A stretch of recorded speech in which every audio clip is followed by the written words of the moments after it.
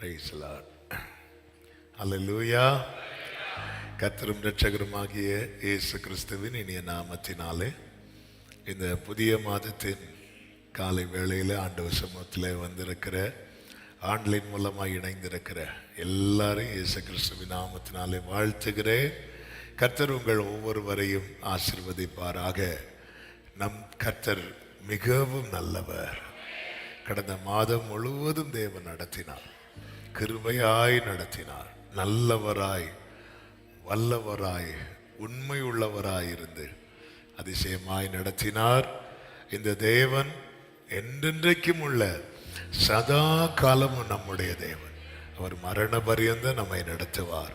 இந்த மாதம் உங்களுக்கு நன்மையாய் ஆசீர்வாதமாய் இருக்க கர்த்தர் அனுக்கிரகம் செய்வாராக என்று மனதார உங்களை வாழ்த்தி ஆசீர்வதிக்கிறேன். கர்த்தர் தந்த வார்த்தையை நாம் கேட்கலாம்.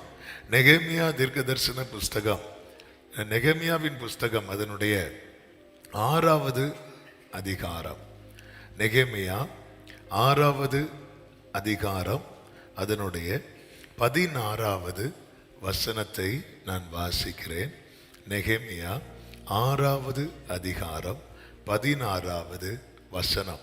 எல்லாரும் எடுத்தீங்கன்னா எல்லாரும் சேர்ந்தே வாசிக்கலாம். எல்லாரும் எடுத்துட்டீங்களா? 610வது பக்கம். ஆமென். நெகேமியா 6:16 சேர்ந்து வாசிக்கலாமா? எங்கள் பகைஞர் எல்லாரும் அதை கேட்ட போதும் எங்கள் சுற்றுப்புறத்தாராகிய புறஜாதியான அனைவரும் கண்ட போதும் மிகவும் முனையற்று போய் இந்த கிரியை எங்கள் தேவனால் கைகூடி வந்ததென்று அறிந்தார்கள். கரங்களை உயர்த்தி சத்தமா ஆமென் சொல்லுவோமா? இந்த கிரியை எங்கள் தேவனால் கைகூடி வந்ததென்று அறிந்தார்கள்.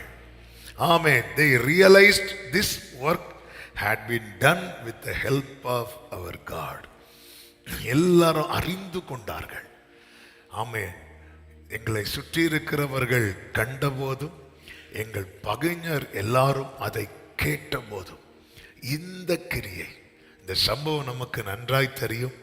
எருசலேமின் அலங்கம் இடிக்கப்பட்டு அதன் வாசல்கள் எல்லாம் அக்கினியால் கொளுத்தப்பட்டு மிகவும் ஒரு பாழடைந்த நிலையில தான் கர்த்தர் கொடுத்த கிருபையின்படியும் திட்டத்தின்படியும் நெகேமியா ஜனங்களை சேர்த்து கொண்டு அலங்கத்தை கெட்ட ஆரம்பிப்பார்.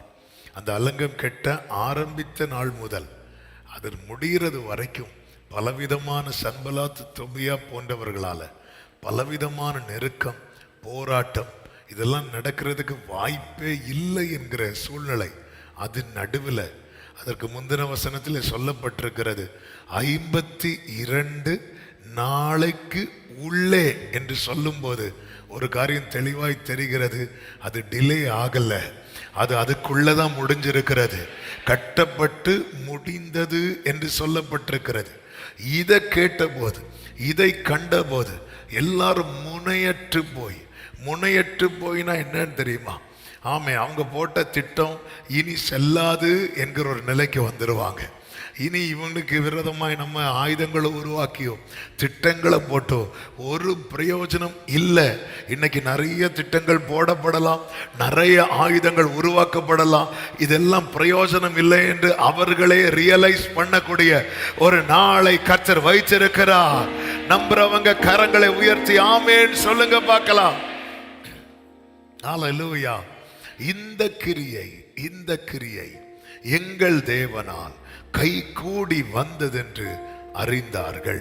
நன்றாய் கவனமாய் கேளுங்கள். எந்த ஒரு காரியத்தில் கர்த்தருடைய ஹெல்ப், கர்த்தருடைய ஒத்தாசை இருக்கிறதோ அந்த காரியம் நிச்சயமாக கை கூடி வரும். எந்த ஒரு காரியத்தில் கர்த்தருடைய ஹெல்ப் இல்லையோ அந்த காரியம் கை கூடி வராது. ஒரு தேவ பிள்ளை அதனால தான் எதற்காக தேட வேண்டும் என்றால் அவருடைய ஒத்தாசைக்காக தேட வேண்டும். வேதத்தில் நிறைய வசனங்களை பார்க்க முடியும்.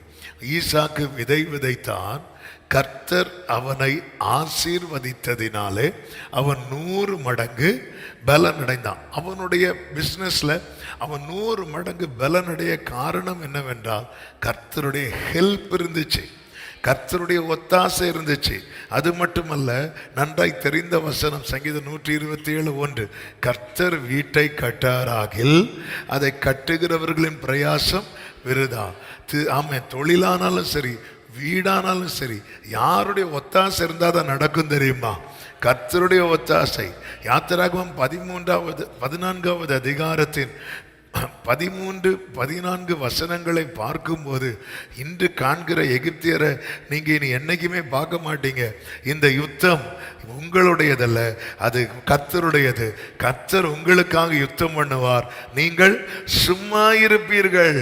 ஆமென். அப்போ ஒரு பிரச்சனை, ஒரு யுத்தமான ஒரு வழக்கானாலும் சரி, ஆண்டவருடைய சப்போர்ட் இருந்தால் தான் ஜெயம் கிடைக்கும். ஆமென். லாபான் ஆபிரகாம் வீட்டு அந்த மூத்த வேலைக்காரரை பார்த்து சொல்லுவார் அல்லவா, ஆமென், இந்த காரியம் கர்த்தரால் வந்தது. எதுக்கு இந்த வசனங்களை எடுத்து சொல்லுகிறேன் என்றால், வீடானாலும் சரி, தொழிலானாலும் சரி, ஆமென், வழக்கானாலும் சரி, திருமணமானாலும் சரி, இப்படி அடுக்கிக் கொண்டே போகலாம். ஒரு தேவ பிள்ளை எதை புரிந்து கொள்ள வேண்டும் என்றால், ஒத்தாசை பரத்திலிருந்து வராமல் எனக்கு ஒரு காரியமும் நடக்காது. ஹல்லேலூயா. எனவேதான் எனக்கு ஒத்தாசை வரும். பர்வதங்களுக்கு நேராக என் கண்களை ஏறெடுக்கிறேன். அடுத்த வார்த்தை சொல்லுங்க. எனக்கு ஒத்தாசை பர்வதங்களில் இருந்தல்ல, வானத்தையும் பூமியையும் உண்டாக்கின கர்த்தரிடத்திலிருந்து. ஹல்லேலூயா. அதுதான் இந்த வருடம் கர்த்தர் நமக்கு தந்த வாக்கு தத்தம். நீர் கொடுக்க நாங்கள் வாங்கிக் கொள்வோம், நீர் உமது கையை திறக்க நாங்கள் நன்மையால் திருப்தியாவோம். என்ன பண்ணியும் எனக்கு காரியம் நடக்கலையே, எவ்வளோ முயற்சி பண்ணியும். ஆமென். இப்படிப்பட்ட கேள்விகள், எண்ணங்கள் முதலாவது நம்மை சுற்றிலும் இருக்கிறவங்க ரெண்டாவது அறிந்து கொள்ளட்டும். முதலாவது இது நாம் அறிந்து கொள்ளணும். இந்த கிரியை எங்கள் தேவனால், எங்கள் தேவனால். ஹல்லேலூயா. எங்கள் தேவனால் எந்த ஒரு காரியமும் அதில் கர்த்தருடைய ஒத்தாசை இல்லை என்றால் இல்லை. ஆமென். இஸ்ரவேலர்கள், எனவேதான் மோசே ஆண்டவரை பார்த்து இப்படி ஒரு ஜெபம் பண்ணுவாரு. யாத்திராகமம் 33:15-16 உம்முடைய சமூகம் என்னோட கூட செல்லாமல் போனால் எங்கள் இவ்விடத்திலிருந்து கொண்டு போகாதிரும்.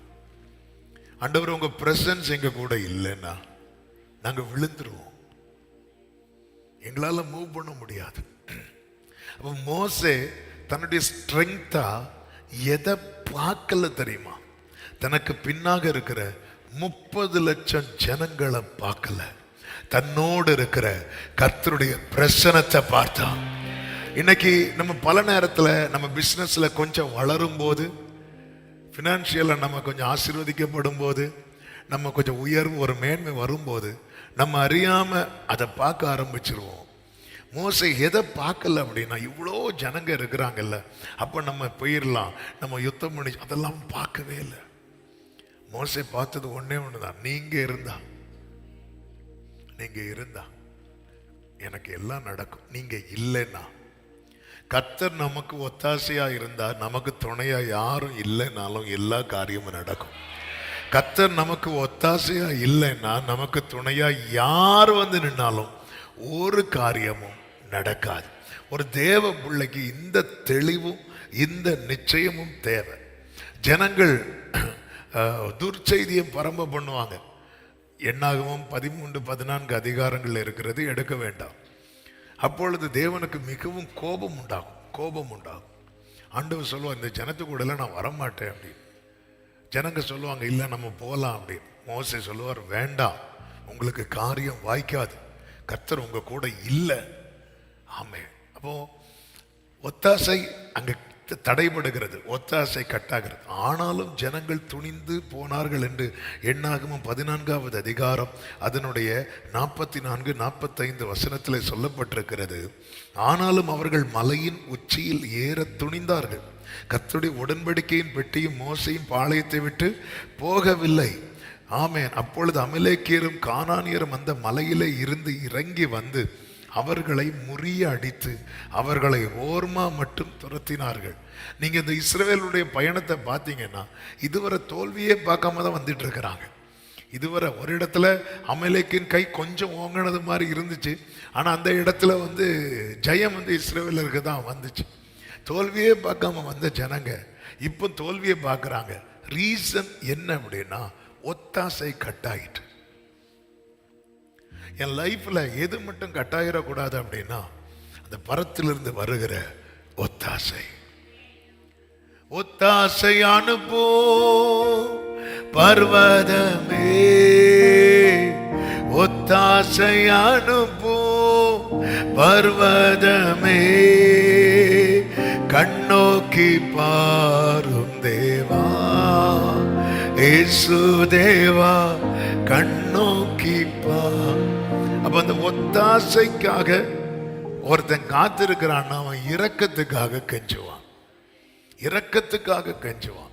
நம்மை சுற்றிலும் இருக்கிற சூழ்நிலைகளை அறிந்து கொள்ள வேண்டும். 2 விதமான கூட்டத்தாரை அந்த வசனத்தில் நாம் பார்க்கிறோம். நெகேமியா 6:16. ஒன்று நம்ம சுத்தி இருக்கிறவங்க, அவங்க நம்முடைய பகைஞர் அல்ல, அவங்களால நமக்கு உதவியும் கிடையாது, உபத்திரம் கிடையாது. இப்படி கொஞ்சம் பேர் நம்மளை சுத்தி இருப்பாங்க.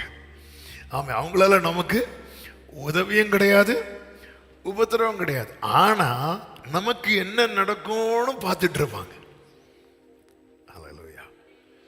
நம்ம கிட்ட பேசி பழகி இருக்கவே மாட்டாங்க, ஆனா நமக்கு என்ன நடக்கும்னு பார்த்துட்டே இருப்பாங்க. இப்படி ஒரு கூட்டம் இருப்பாங்க.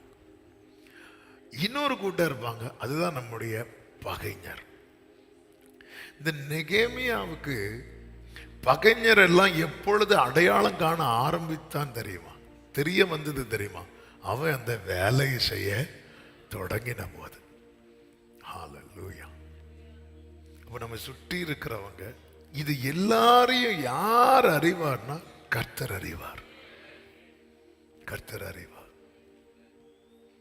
எனக்காக யாவையும் செய்பவர், செய்து முடிப்பவர். இந்த நெகேமியா செய்த காரியம் நமக்கு தெரியும். தேவ சமூகத்தில் இருந்து கர்த்தரை நோக்கி இரக்கத்துக்காய் கெஞ்சினான், இரக்கத்துக்காய் கெஞ்சினான். ஆண்டவருடைய ஃபேவர் அவன் அதுதான் நம்பணும். நெகேமியா ராஜா அரண்மனையில் ராஜாவுக்கு திராட்சரசம் எடுத்து கொடுக்கிறவன். அவன் ஒரு இதில் கமிட்டாக இருக்கிறான். அவன் நினைச்சாலும் அலங்கத்தில் யோசிக்கவே முடியாது. ஆனால் அவன் என்ன பிலீவ் பண்ணான் அப்படின்னா, எனக்கு ஆண்டவருடைய ஃபேவர் இருந்தால் இது சக்சஸ் ஆகிரும், இந்த வேலை தோல்வியில் முடியாது, இந்த காரியம் எனக்கு வாய்க்கப்படும். ஆண்டவருடைய ஃபேவரை தேடுறான். ஆமென். ஆண்டவருடைய ஃபேவரை தேடுறான். தாவீது சங்கீதம் 52:3 சொல்றாரு, எனக்காக யாவையும் செய்து முடிக்க போகிற தேவனாகிய உன்னதமான தேவனை நோக்கி கூப்பிடுவேன். அப்பொழுது அவர் என்ன செய்வாரா? அடுத்த வசனத்தில் சொல்லப்பட்டிருக்கிறது, என்னை விழுங்க பார்க்கிறவன் என்னை நிந்திக்கையில் அவர் பரலோகத்திலிருந்து ஒத்தாசை அனுப்பி என்னை ரட்சிப்பார். ஆமென். தேவன் தமது கிருபையையும் சத்தியத்தையும் அனுப்புவார். கைகளை உயர்த்தி ஒரு ஆமென் சொல்லுங்க பார்க்கலாம். அப்ப எனக்காக யாவையும் செய்து முடிக்க போகிற உன்னதமான தேவனை நோக்கி அந்த சங்கீதம் 57 நீங்க கவனிச்சீங்கன்னா, அதுக்கு 52வது சங்கீதம் 52 முதல் நீங்க 57 வரை உள்ள சங்கீத டைட்டில் எல்லாம் பார்த்தீங்கன்னா தெரியும். தாவீது ஒவ்வொரு இடத்துக்கா அடைக்கலத்துக்கு போவாரு. ஆமா, அங்க அவனுக்கு அடைக்கலம் கிடைக்காம போகும். 52வது சங்கீதம் பார்த்தாலும் அப்படிதான் சொல்லப்பட்டிருக்கும். அடைக்கலத்துக்கு எங்க போவார்னா அபிமெலேக்கின் வீட்டுக்கு போவார். அங்க வந்த செய்தி சவுலுக்கு அறிவிக்கப்பட்டு அங்க இருக்க முடியாம ஓடுவார். அடுத்து 56வது வசனத்தில் நீங்க பார்த்தீங்கன்னா அந்த டைட்டில், பெலிஸ்தியர் தாவீதை காத்தூரில் பிடித்த போது தாவீது பாடின சங்கீதம். இப்படி ஒவ்வொரு இடமா ஓடுறார், எங்கேயுமே சேஃப் இல்லை அப்படின்னு வரும்போது தான் 57வது சங்கீதத்தில் ஒரு கெபிக்குள்ள ஓடி போய் உக்காந்து 1வது வசனத்தில் சொல்றாரு, விக்கினங்கள் கடந்து போக மட்டும் உமது செட்டைகளின் நிழலிலே வந்து அடைவேன். என்ன அதன் அர்த்தம்? எனக்கு ஒத்தாசை நிரந்தரமாய் செய்கிறது கர்த்தர் மட்டும்தான். மீது எல்லாரும் கொஞ்சம் நிற்பாங்க, ஒரு பிரச்சனை அவங்களுக்கும் வருதுன்னா விட்டுட்டு போயிடுவாங்க. அப்போ தேவ சமூகத்தில் அந்த செட்டையின் நிழலில் அமர்ந்து கேட்கலாம், செட்டையின் நிழலில் அமர்னாக்க எக்ஸாக்டாக எந்த இடத்துல போய் உட்காரணும்? நீங்கள் இருக்கிற இடம் தான், நீங்கள் இருக்கிற இடம் தான். நீங்கள் அப்படி அவரை அடைக்கலமாய் பார்க்கணும். எனக்கு அடைக்கலமான கர்த்தரை உனக்கு தாபரமாக கொண்டாய், ஆகையால் வாதை உன் கூடாரத்தை அணுகாது. அப்போ நீரின் அடைக்கலம் ஆண்டவர், நீங்க தான்ப்பா என் பாதுகாப்பு. அபிமலேக்கோ காத்து ஊராரோ கிடையாது, அல்லது மற்ற யாரோ கிடையாது. எனக்கு பாதுகாப்பு, எனக்கு அடைக்கலம் சாமுவேலோ யோனத்தானோ சவுலோ கிடையாது. ஆண்டவர் நீங்க தான் ஆண்டவரே, உங்க ஒத்தாசை தானப்பா. விக்கினங்கள் கடந்து போக மட்டும் உம்முடைய செட்டையின் நிழலிலே. ஆமென்.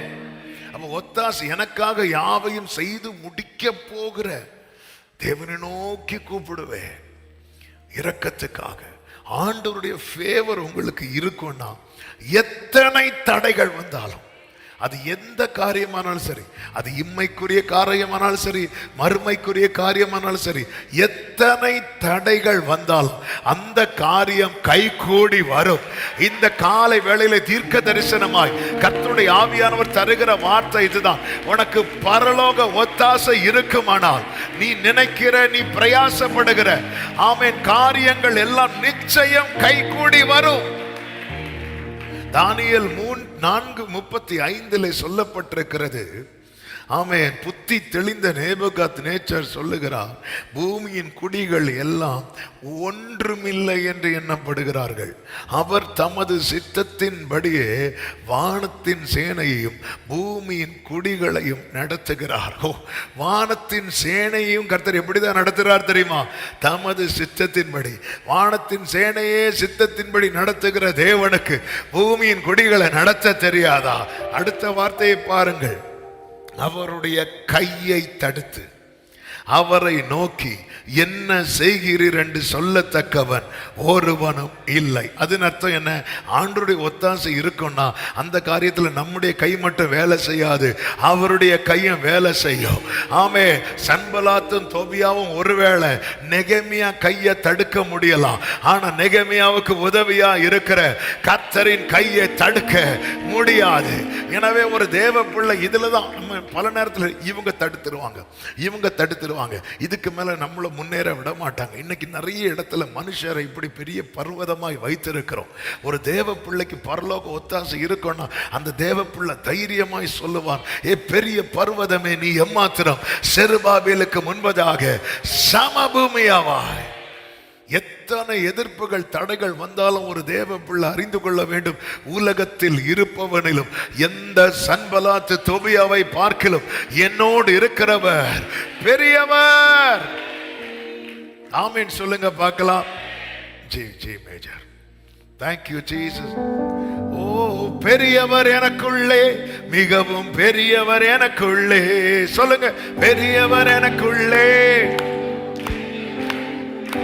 ஆமென். ஒருவராய் அதிசயம் செய்த பெரியவர் எனக்குள்ளே, ஒருவராய் பெரிய அதிசயம் செய்த ஓ இயேசு பெரியவரே, இயேசு பெரியவரே, இன்னும் என்றும் ஜீவிக்கின்ற.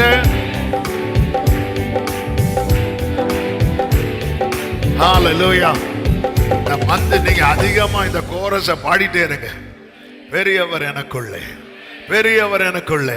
சன்பலாத்து தோபியா எதிரா நிக்கிறாங்களா? சொல்லுங்க, பெரியவர் எனக்குள்ளே, பெரியவர் எனக்குள்ளே. அந்த கூட்டத்தில் கோலியாத் இருந்தாலும் பெரியவர் எனக்குள்ளே. அந்த கூட்டத்துல பார்வோன் இருந்தாலும் பெரியவர் எனக்குள்ளே. அந்த கூட்டத்துல எந்த வல்லமை இருந்தாலும் பெரியவர் எனக்குள்ளே. பெரியவர் எனக்குள்ளே, மிகவும் பெரியவர் எனக்குள்ளே.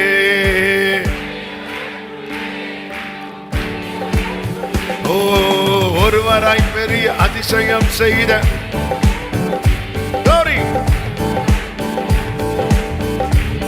இயேசு பெரியவரே, இயேசு பெரியவரே. ஆமென். இன்றும் என்றும்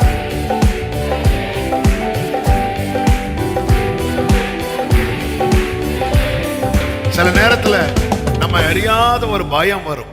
இந்த நெகேமியா கூட சொல்லுவார் பாருங்க, கர்த்தருக்கு மகிமை உண்டாவதாக 14வது வசனத்துல 6:14, என் தேவனே, தொபியாவும் சன்பலாத்தும் செய்த இந்த செய்கைகளுக்கு தக்கதாய் நீர் அவர்களையும் நவதியாள் என்னும் தீர்க்கதரிசியானவளையும், அடுத்த வார்த்தை பாருங்க, எனக்கு பயமுண்டாக்க பார்த்த மற்ற தீர்க்கதரிசிகளையும் நினைத்தரலாம். அப்போ கடைசியில சன்பலாத்து தொபியா மட்டும் வரல தடையா, சில தீர்க்கதரிசிகளும் வந்து நிற்பாங்க.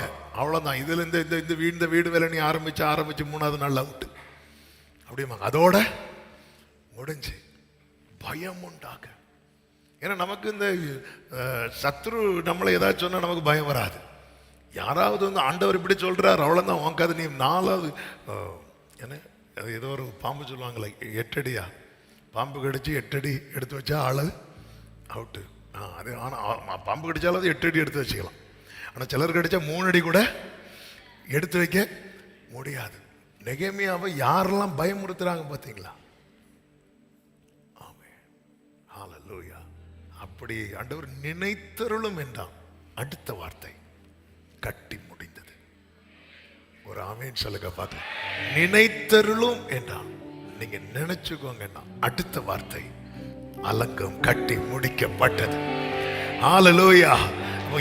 அவர் நினைத்தா என் காரியம் கைகூடி வரும். நல்ல கரங்களை தட்டி ஆமென் சொல்லுங்க பார்க்கலாம். அப்படியே அலங்கமானது 52 நாளைக்குள்ளே கட்டப்பட்டு 7 மாதம் 25ஆம் தேதியிலே முடிந்தது. 7 மாதம் உங்க கண்ணுக்கு ஏப்ரல் மாதமாய் தெரிவதாக. ஆமென், ஹல்லேலூயா. கர்த்தர் நினைத்த ஆண்டவருடைய ஒத்தாசை. நிறைய வேலை முடக்கப்பட்டிருக்குதா, தடை பண்ணப்பட்டிருக்குதா, அடுத்து முன்னோக்கி செல்ல முடியாம, அடுத்த ஸ்டெப் எடுத்து வைக்க முடியாம, என்னைக்குமே புரிஞ்சுக்கோங்க, ஒத்தாசை அவருடைய ஃபேவர் இருக்கணும். ஆண்டவருடைய ஃபேவர் ஒரு காரியத்தில் இருக்கு என்பதற்கான 5 அடையாளங்களை இந்த நெகேமியா இந்த சாப்டர்ல இருந்து, இந்த புத்தகத்திலிருந்து, இந்த சம்பவத்திலிருந்து 5 அடையாளங்களை சொல்லி நான் ஜெபிக்க விரும்புகிறேன். ஆமென். கர்த்தர் நம்மோடு கூட பேசுவாராக. கர்த்தருக்கு மகிமை. வேகமாய் சுருக்கமாய் சொல்லுகிற நேரம் இல்லாதபடி. ஒன்று, ஆண்டவருடைய ஃபேவர் ஒரு காரியத்தில் இந்த காரியத்தை செய்யலாம் அப்படின்னு ஆண்டவருடைய ஒத்தாசை இருக்கும் என்பதற்கான முதல் அடையாளம் என்ன அப்படின்னா, அந்த காரியத்தைக்காக நம்மை அதிகமாக ஊக்கமாக ஜெபிக்க வைப்பார். ஆமென். இந்த ஜெபிக்க வைக்கிற காரியத்தில் ஒரு தேவ பிள்ளைக்கு புரிந்து கொள்ள வேண்டும், ஜெபிக்கிறதுல கூட ஆண்டவருடைய ஃபேவர் நமக்கு தேவை. நல்லா புரிஞ்சுக்கோ. ஒரு அந்தகாரத்தின், அதாவது ஒரு அந்தகார வேளை வந்தது. இயேசு கிறிஸ்து அந்த கெத்செமனே தோட்டத்தில் போகும்போது, அப்பொழுது சீஷர்களால் என்ன பண்ண முடியல தெரியுமா? ஜெபிக்க முடியல. அதான் உண்மை. ஆனா அதே சீஷர்களுக்கு என்ன ஆண்டவர் பிராமிஸ் பண்ணிட்டு போனார்னா, ஹோலி ஸ்பிரிட் பிராமிஸ் பண்ணிட்டு போனார். இனி காத்திரு அப்படின்னார். 1 மணி நேரம் ஜெபிக்க முடியாத அந்த சீஷர்கள் 10 நாள் ஜெபம் பண்றாங்க. எப்படி இது சாத்தியமாச்சு? ஒரு காரியத்தை கர்த்தர் உங்களுக்கு கைகூடி வர பண்ண போகிறார் என்பதற்கான முதல் சைன் என்ன தெரியுமா? உங்களை அந்த காரியத்துக்காக அதிகமாய் ஜெபிக்க வைப்பார். ஒரு குறிப்பிட்ட காரியத்துக்காக உங்களை ரொம்ப ஜெபிக்க வைக்கிறார்னா, தளராத, சோர்ந்து போகாத, அதுல பரலோக ஒத்தாசை உனக்கு நிச்சயம் உண்டு. காரியம் கைகூடி வரும். நம்புறவங்க கைகளை உயர்த்தி ஆமேன் சொல்லுங்க பார்க்கலாம். நீங்க நெகேமியா 1வது அதிகாரத்திலிருந்து 6வது அதிகாரம் வரைக்கும் நீங்க வீட்டில் போய் படிச்சீங்கன்னா எல்லா இடத்துலையும் நெகேமியா ஜெபித்து கொண்டிருக்கிறதை பார்க்க முடியும். ஒரு வசனத்தை பார்க்கலாம். நெகேமியா 4வது அதிகாரத்தின் 9வது வசனம். அதிலே சொல்லப்பட்டிருக்கிறது, ஆனாலும் நாங்கள் எங்கள் தேவனை நோக்கி ஜெபம் பண்ணி அவர்கள் நிமித்தம் இரவும் பகலும் ஜாமம் காக்கிறவர்களை வைத்தோம். ஆனாலும் நாங்கள் எங்கள் தேவனை நோக்கி ஜெபம் பண்ணி, ஜெபம் கட்டாகல, வேலை கொஞ்சம் ஸ்லோவாச்சு. இப்படியெல்லாம் நிறைய போராட்டம் வந்துச்சு. யூதர்களே சொன்னாங்க, நம்மளால முடியாது, எங்க பலனெல்லாம் போகுது, எல்லாமே டவுன் ஆச்சு. ஆனா எது மட்டும் டவுன் ஆகல தெரியுமா? பிரேயர் டவுன் ஆகல, ஜெபம் குறையல. ஒரு காரியத்துக்கு இது தேவனுடைய ஒத்தாசை. அதான் ஆண்டவர் ஜெபிக்க ஏவுவார். ரொம்ப பேர்டனா இருக்கும். அவர் துக்கத்தோடு, நெகேமியா 1:4 படிச்சீங்கன்னா தெரியும், அவர் அழுறாரு, துக்கத்தோடு உபவாசித்து மன்றாடி பரலோகத்தின் தேவனை நோக்கி அப்படி ஜெபம் பண்ண வாயை திறந்தா வரக்கூடிய வார்த்தைகள் எல்லாம் பார்த்தீங்கன்னா இந்த நெகேமியா 1 ஃபுல்லாவே நெகேமியாவின் ஜெபம். அப்படி என்னெல்லாம் வார்த்தையா வருது, வார்த்தையா வருது. ஆமாம், மற்ற காரியங்களுக்கு ஜெபம் பண்ணும்போது நார்மலா ஜெபம் பண்ணுவோம். ஆனா அந்த சில குறிப்பிட்ட காரியத்துக்கு ஜெபம் பண்ணும்போது மட்டும் நம்முடைய வாயில வார்த்தைகளா வரும், வாக்குத்தத்தங்களா வரும். இதெல்லாம் நம்ம செய்யறது அப்படின்னு நம்ம நினைச்சிட்டு இருக்க கூடாது. கர்த்தருடைய கரம் இதுக்கு பின்னாக இருந்து அந்த காரியத்துக்காக நம்மை ஜெபிக்க வைக்குது. ஆமேன் சொல்லுங்க பார்க்கலாம். யாருக்கும் கிடைக்க இல்லாத பாரம் நெகேமியாவுக்கு ஏன் வரணும்? ஆண்டவர் ஜெபிக்க வைப்பார். 2வதாக வார்த்தையை நம்முடைய இருதயத்திலே வைப்பார். நெகேமியா 2:12 சொல்லப்பட்டிருக்கிறது, நான் சில மனுஷரை கூட்டிக் கொண்டு ராத்திரியிலே எழுந்து நகர சோதனை செய்தேன், ஆனாலும் எருசலேமுக்காக செய்யும்படி என் தேவன் என் மனதில் வைத்ததை என்று சொல்லுகிறார். எருசலேமுக்காக செய்யும்படி என் தேவன் என் மனதில் வைத்ததை அவர் ஜெபிக்க வைக்கிறார். அடுத்த ஒரு அடையாளம் தெரியுமா? வேர்டு கிடைக்கும். யோசேப்புக்கு சொப்பனத்தை வைத்தார். அதாவது மனதில் வைத்தாருங்கிறது வேர்டு. நல்ல கவனமாக கேளுங்க. அந்த வேர்டு நம்ம மனசை விட்டே போகாது. நீங்க ஃபுல் செர்மன் கேட்டாலும் அது உங்களுக்கான ரேமா வரும் தெரியுமா? உங்க மனசுல அவர் வைக்கிறது இருக்கிறது.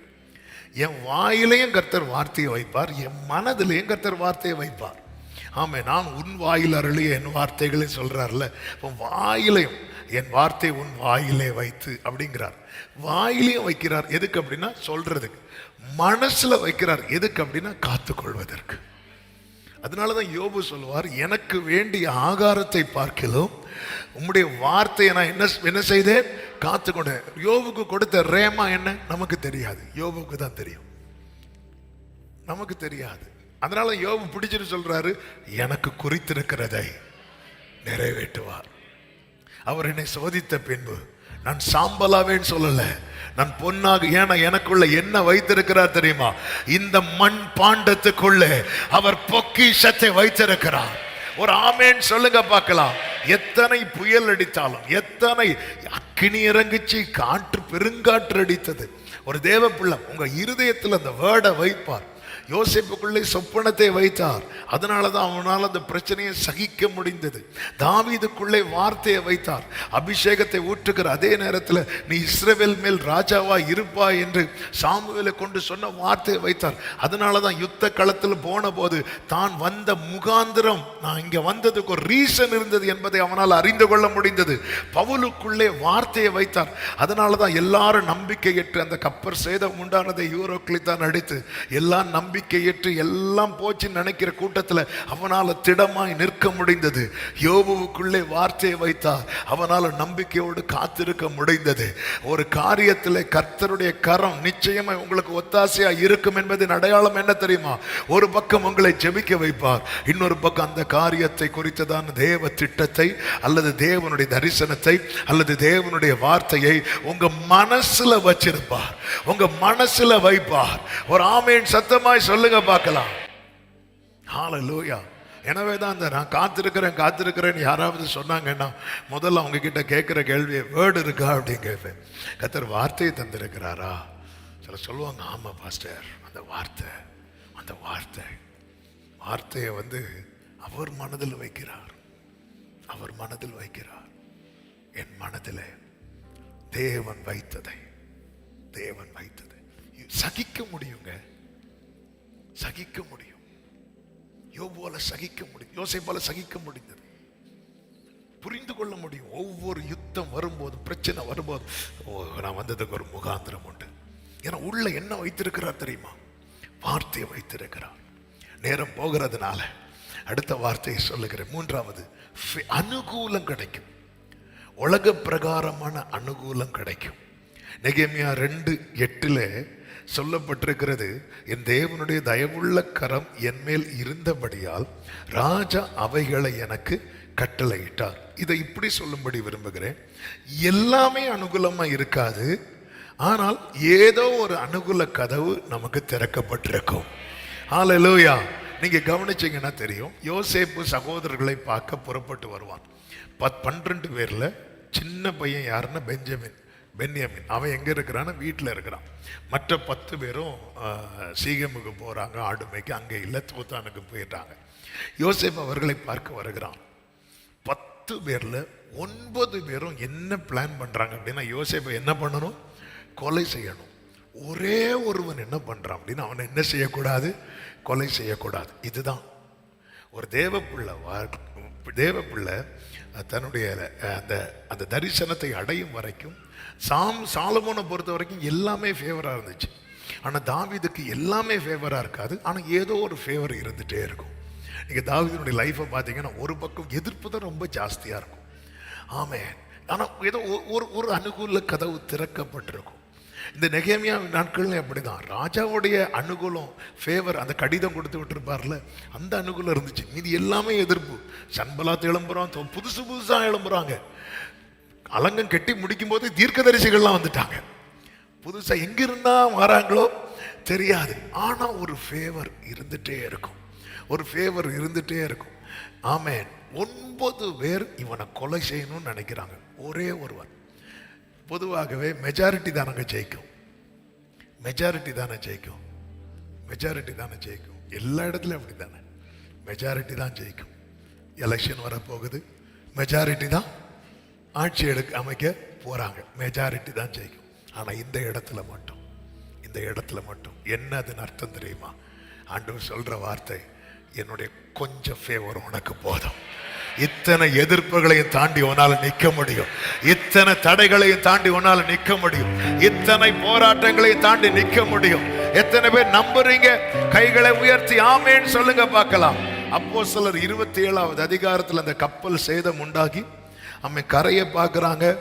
அப்பொழுது போர் சேவகர் என்ன பண்றாங்க அப்படின்னா, இவங்க கடல்ல குதிச்சு தப்பி, யாருமே என்ன தப்பி போயிடக்கூடாது, அதனால எல்லாரும் என்ன செய்யணும்? கொலை செய்யணும் அப்படி சொல்லிட்டு அந்த மொத்த டீமே பிளான் பண்ணும்போது, ஒரு நூற்றுக்கு அதிபதிக்கு யாரை காப்பாற்றணும்னு ஆசை வந்துட்டு தெரியுமா? யோபுவை காப்பாற்றணும். ஒரே ஒரு ஃபேவர், ஒரு நபரை வச்சிருப்பார், நமக்கு தெரியாது. ஹல்லேலூயா. எல்லாரும் உங்களை தள்ளும் போது ஒரு நபர் ஃபேவரா இருப்பார். ஊரே ஒரு ஸ்திரீயை கல்லால் அடிச்சு கொல்லணும்னு நினைக்கும் போது அங்க ஒருத்தர் ஃபேவரா நின்னார். பாத்தீங்களா? நீங்க உங்க லைஃபை திரும்பி பாருங்க. நிறைய நம்ம இதுதான் நம்ம சாட்சின்னு கேட்டா சொல்லுவோம், நான் இவ்வளோ கஷ்டப்பட்டேன், இவ்வளோ போராட்டம், இவ்வளோ நெருக்கம். அதை சொல்லும் போது அது நடுவில் எப்படிங்க இதுவரை வந்தோம்? ஏதோ ஒரு ஃபேவர். அதுதான் ஏசாயா 1:9 சொல்லப்பட்டிருக்கிறது, சேனைகளின் கர்த்தர் நமக்கு கொஞ்சம் மீதியை வைக்காதிருந்தாரானால், கொஞ்சம் மீதியை.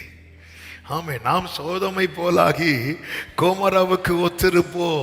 எஸ்ரா 9:8 சொல்லப்பட்டிருக்கிறது, எங்கள் அடிமைத்தனத்திலே எங்களுக்கு கொஞ்சம் உயிர் கொடுக்கவும் அவராலே கொஞ்ச நேரமாவது கிருபை கிடைத்தது.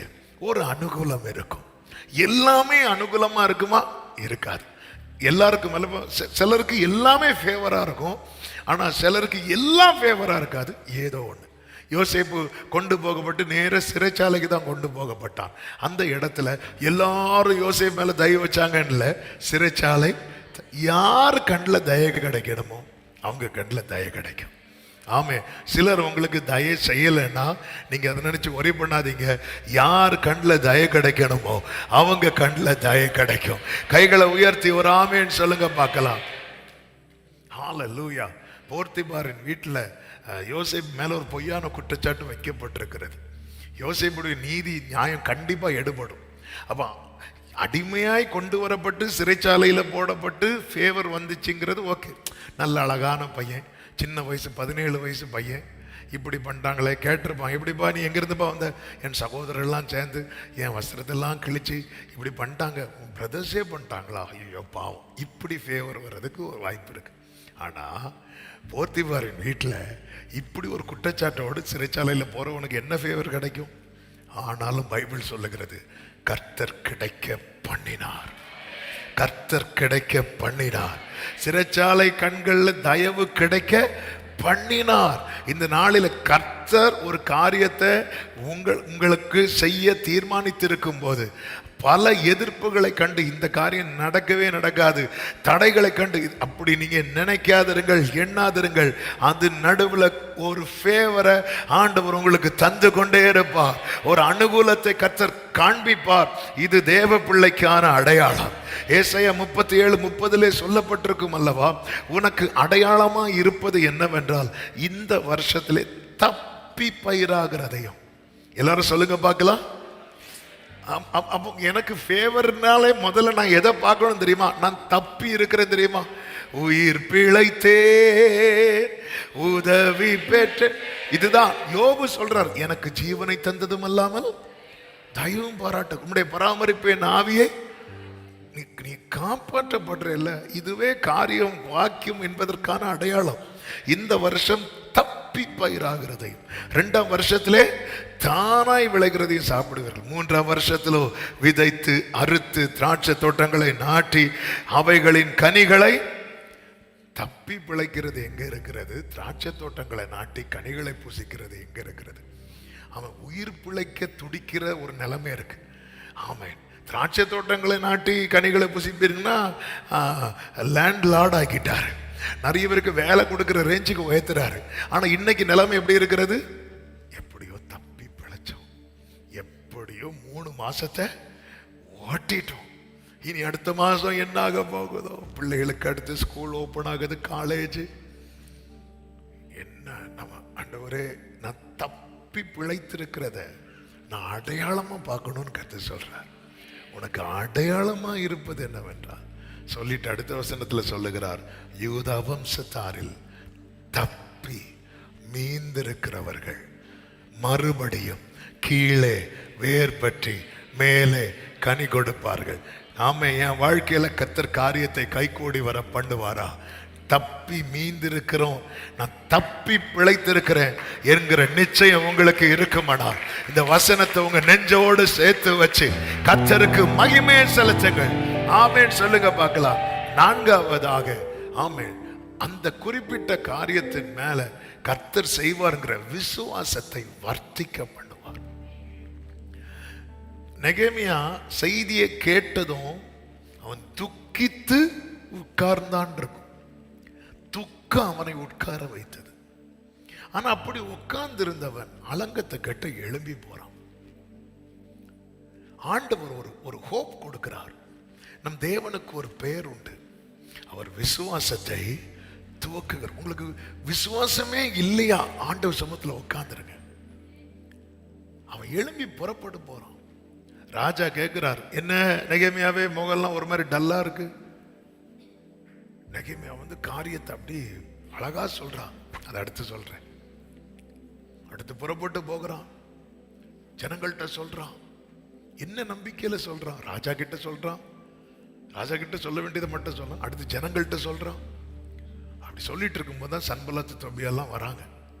ஏய், நீ கலகம் பண்ற, நீ அப்படி பண்ற, இப்படி பண்ற, அப்படியெல்லாம் சொல்லும் போது அவர் சொல்றார், நெகேமியா 2:20, பரலோகத்தின் தேவனானவர் எங்களுக்கு காரியத்தை கை கூடி வர பண்ணுவார். அவருடைய ஊழியக்காரராகிய நாங்கள் இந்த ஃபெய்த் எங்கிருந்து வந்துச்சு? 1வது அதிகாரத்தில் இல்லாத ஃபெய்த் 2வது அதிகாரத்தில் எப்படி வந்துச்சு? விசுவாசத்தை வர்த்திக்க பண்ணுகிறார். சீஷர்கள் ஆண்டவரிடத்தில் கேட்ட விண்ணப்பங்களில் ஒன்று என்ன தெரியுமா? என் விசுவாசத்தை வர்த்திக்க பண்ணும்.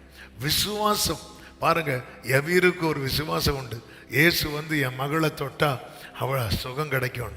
அவர் இயேசுவை கூட்டிட்டு வீட்டு பக்கத்தில் வரும்போது வீட்டிலேருந்து சிலர் வந்து சொல்கிறாங்க, போதகரை தொந்தரவுப்படுத்தாதீங்க, உங்கள் மகா இனி பிழைக்க மாட்டா, மறித்து விட்டா, அவரை தொந்தரவுப்படுத்தாதீங்க சொல்லும்போது உடனே இயேசு அவனை பார்த்து சொல்றார், விசுவாசம் உள்ளவனாயிரு. அதன் அர்த்தம் என்ன? அந்த வார்த்தைகள் அவனுக்குள்ள இருந்த விசுவாசத்தை போக்க வேண்டியது. ஆனா விசுவாசத்தை போக விடாம பிடிச்சு வச்சிருக்கிறாரு. இன்னைக்கு ஒரு காரியத்துல உங்களை இன்னும் நம்ப வச்சிருக்கிறாருன்னா அது நீங்க நம்பல, கர்த்தர் உங்களை நம்ப பண்ணி இருக்கிறார். ஆமேன் சொல்லுங்க பார்க்கலாம். அந்த இடத்துல மட்டும் இயேசு நீ விசுவாசம் உள்ளவனா இருன்னு சொல்லலன்னு வைங்கள, அந்த வீட்டு நடைக்கு முன்னாடி அவன் ஃபெய்த் போயிருக்கும், விசுவாசம் போயிருக்கும். பிடிச்சு வச்சாரு பாத்தீங்களா? அந்த விசுவாசத்தை எப்படி அவனுக்குள்ள நிலைநிறுத்தி இருந்தார் பாத்தீங்களா? விசுவாசத்தை வர்த்திக்கும் அந்த காரியத்தில். இது நாங்கள் போன வருஷம்லாம் நம்பிக்கையே இல்லை, போன மாதம் வரை நம்பிக்கை இல்லை, ஆனால் இப்போ ஒரு நம்பிக்கை வந்துட்டு இந்த காரியத்தை கர்த்தர் செய்வார், கர்த்தர் நடத்தும். இப்படி விட்டு ஃபெய்த் வரும்போது ஒரு தேவ பிள்ளை புரிந்து கொள்ளணும், எனக்கு பரலோக ஃபேவர் இருக்கிறது.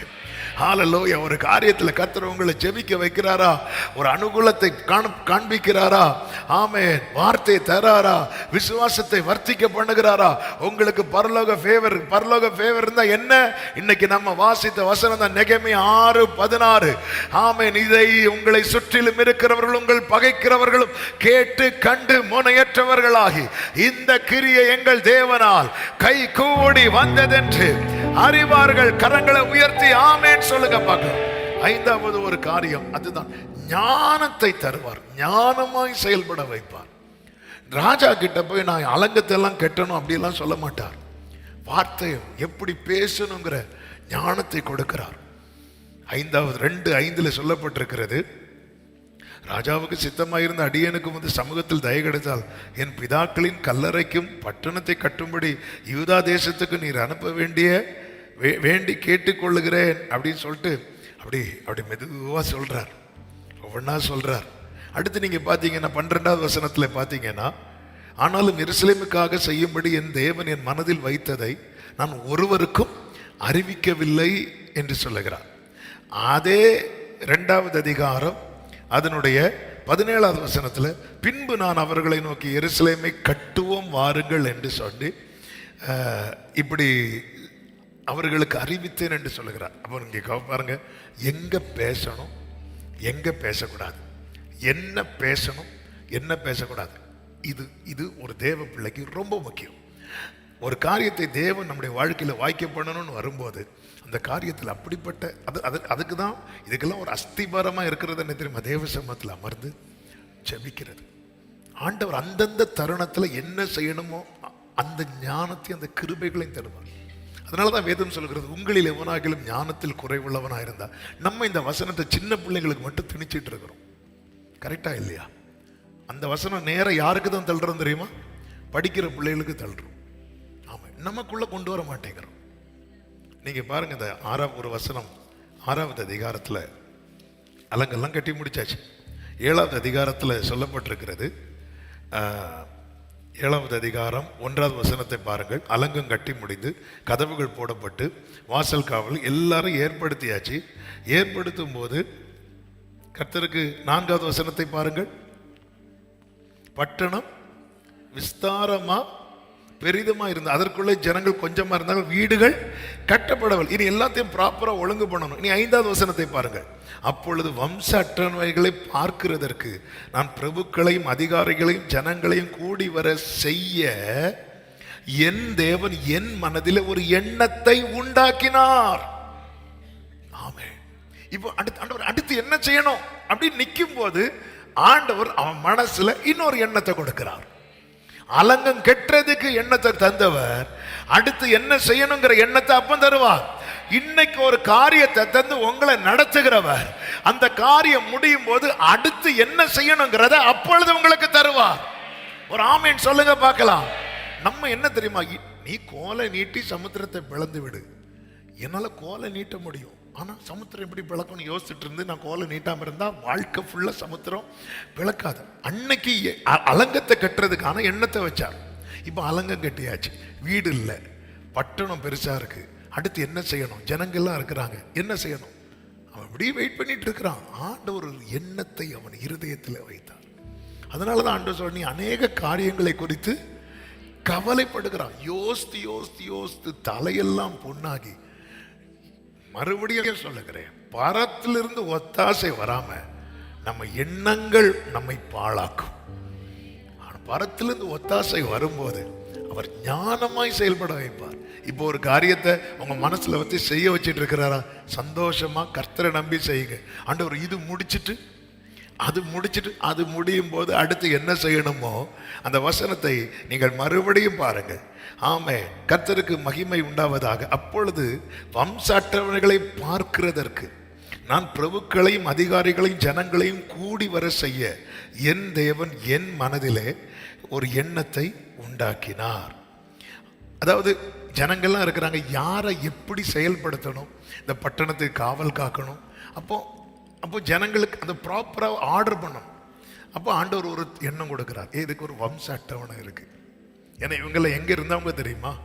பாபிலோன்ல இருந்தவங்க. அப்போ அடுத்த வசனத்திலே சொல்லப்பட்டிருக்கிறது, முந்தி வந்தவர்களில் வம்ச அட்டவணை புஸ்தகம் அப்பொழுது எனக்கு அகப்பட்டது. ஒரு ஆமீன் சொல்லுங்க பார்க்கலாம். ஆண்டவர் உங்க மனசுல ஒரு காரியத்தை வச்சிட்டார்னா அடுத்து அது அகப்படும். ஆமீன் சொல்லுங்க பார்க்கலாம். இதுதான் ஒரு தேவ புள்ள புரிந்து கொள்ள வேண்டும். ஆண்டவரே, இன்னைக்கு தூரத்து நிறைய யோசித்து ஐயோ ஆண்டவரே, பிள்ளை +2 போறா, அடுத்து காலேஜுக்கு முதல்ல +2 முடிக்கட்டும். அந்த டைம்ல ஆண்டவர் எண்ணத்தை வைப்பார். 11th படிக்கும் போது என்ன படிக்கணும்னு தெரியல. இது பிள்ளை ஒரு பக்கம் பயம், தாய் ஒரு பக்கம் பயம், தகப்பன் பயம், மொத்தத்தில் பயம். காலேஜ் ஃபர்ஸ்ட் இயர் போகும்போதே கேம்பஸ் இன்டர்வியூ கிடைக்கும். முதல்ல கேம்பஸுக்குள்ள போய் படி.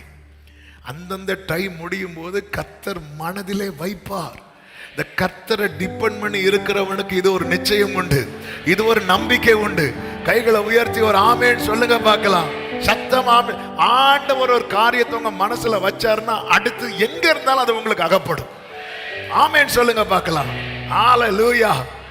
ஆமென். அலங்கம் கெட்டுறதுக்கு தேவையானது இதுக்கு முன்னாடி அகப்பட்டது.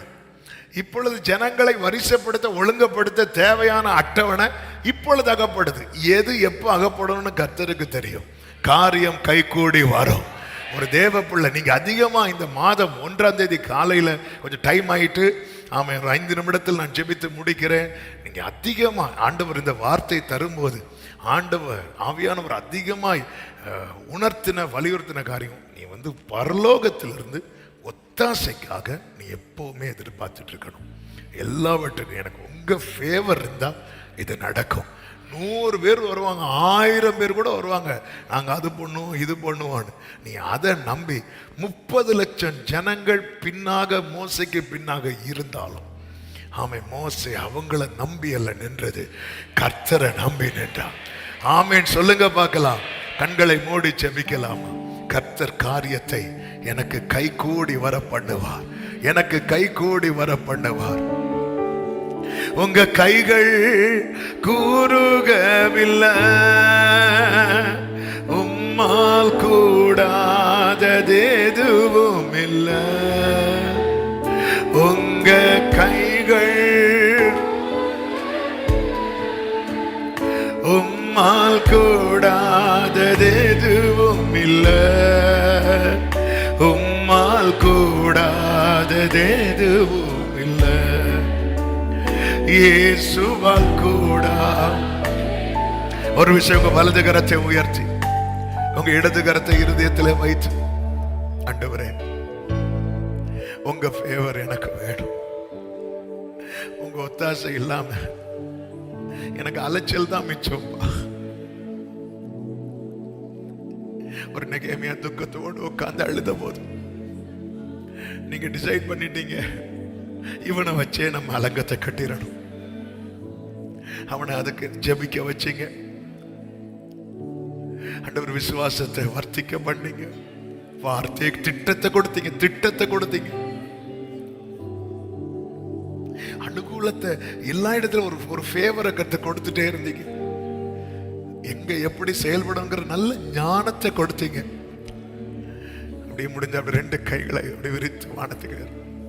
ஆண்டவர் ஏப்ரல் 1ஆம் தேதி காலையில் உங்க சமூகத்தில் நிற்கிறோம். ஒத்தாசை அனுப்பும், பர்வதமே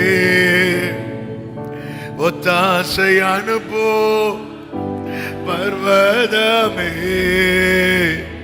கண்ணோக்கி பாரும் தேவா, இயேசு தேவா கண்ணோக்கி. அப்படியே கைகளை உயர்த்தி, ஆண்டவரே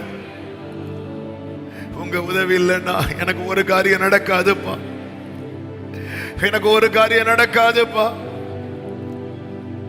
இந்த காலை வேளையில உங்க உதவிக்காய் கெஞ்சுகிறோம். என்னை விழுங்க பார்க்கிறவர் என்னை நிந்திக்கையில் கர்த்தர் பரலோகத்திலிருந்து எனக்கு ஒத்தாசை அனுப்பினார், அவர் கிருபையும் சத்தியத்தை அனுப்பினார் என்று தாவீது சொன்னது போல இந்த மாதம் நாங்கள் அதிகமா இதை அனுபவிக்க உணர, இந்த கிரியை எங்கள் தேவனால் எங்கள் தேவனால் எங்கள் தேவனால் கை கூடி வந்ததென்று எங்களை சுற்றிலும் உள்ளவர்கள், எங்களை பகைக்கிறவர்கள் அறிந்து கொள்ளபடியா கர்த்தர் கிருபை செய்வீராக, கர்த்தர் அனுகிரகம் செய்வீராக. உங்க ஒத்தாசையை அனுப்பு, ஒவ்வொருவரையும் ஆட்கொள்ளும். எந்தெந்த காரியங்கள் யார் வாழ்க்கையில அப்ப இன்னும் தடையா இருக்கிறதும் முடங்கி இருக்கிறதும் பாதியில நிக்குதும், அந்த காரியங்களுக்கு இந்த நேரத்திலிருந்து ஒரு துவக்கம் மீண்டும் உண்டாவதாக, மறுபடியும் கட்டி எழுப்பப்படுவதாக. மறுபடியும் மறுபடியும் இந்த காரியம் பாழானது பார்க்கிறவர்கள் பார்வைக்கு அது இன்றைக்கு பாழா இருந்தாலும் அது பயிரிடப்படும் என்று சொன்ன எசேக்கியேல் 36 சொல்லப்பட்ட வார்த்தையின்படி கர்த்தர் காரியத்தை வாய்க்க பண்ணி உம்முடைய நாமத்துக்கு மகிமை வரப்படும். ஒவ்வொருவரை ஆட்கொள்ளும். இந்த மாதம் முழுவதும் உங்க கிருபை, உங்க பிரசன்னம், உங்க பாதுகாப்பு உங்களுடைய பிள்ளைகளோடு இருக்கட்டும். ஆண்டவரே அதை ஃபீல் பண்ணட்டும். ஒவ்வொரு பிரயாசத்தின் பலனை காணணும். இந்த காரியங்கள் எல்லாம் கைகூடி வருகிறதை பார்க்க அப்பா ஆண்டவரே கண்டு மகிழ உம்மை துதிக்க உம்முடைய பிள்ளைகளுக்கு கிருபை செய்தரலும்.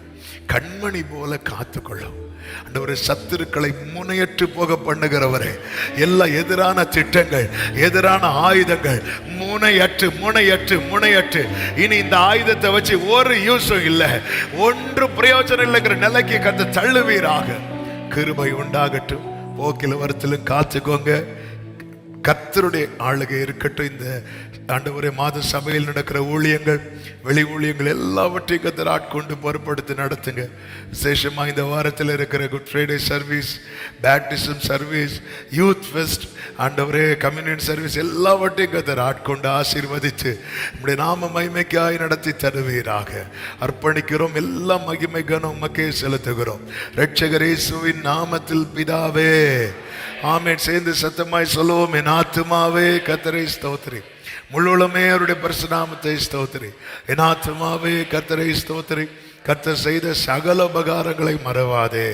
ஆமென். நம்முடைய கர்த்தராகிய இயேசு கிறிஸ்துவின் கிருபையும் பிதாவாகிய தேவனுடைய அன்பும் பரிசுத்த ஆவியானவருடைய ஐக்கியமும் சிநேகமும் பாதுகாவலும் நம் அனைவரோடும் எல்லா பரிசுத்தவான்களோடு கூட கர்த்தருடைய வருகை மட்டும் தங்கி இருப்பதாக.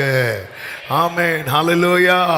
God bless you. கர்த்தர் உங்களை ஆசீர்வதிப்பாராக.